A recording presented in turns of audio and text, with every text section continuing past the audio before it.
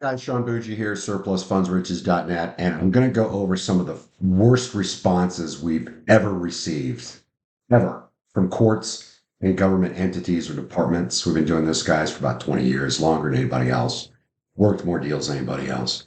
So, of course, we will have run across things that nobody else has, but some of the things that we have heard and even seen from these government entities or sheriff's departments or even foreclosing attorneys in those non-judicial states where the foreclosure attorneys handle the funds and the disbursement of the surplus funds. Number one, why do you want to help them recover this money?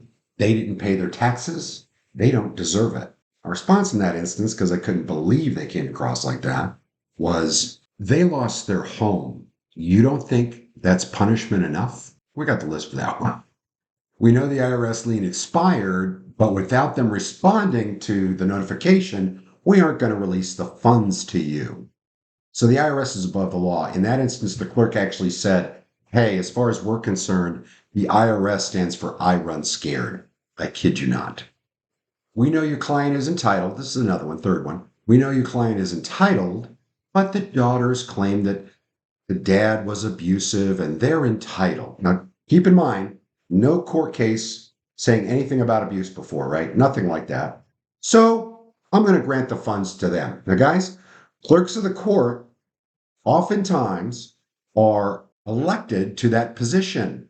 They don't have to have any law experience or knowledge. So, of course, we took that one on appeal and won. Number four, we are going to need you to hold off on claiming the funds.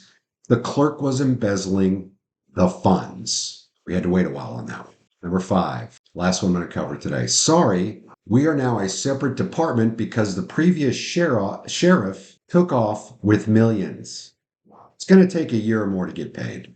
That was Philadelphia, the DART, Defendant Asset Recovery Team, and it took us about a year to get that one out. I hope that this gives you guys an idea of why what we do is so important.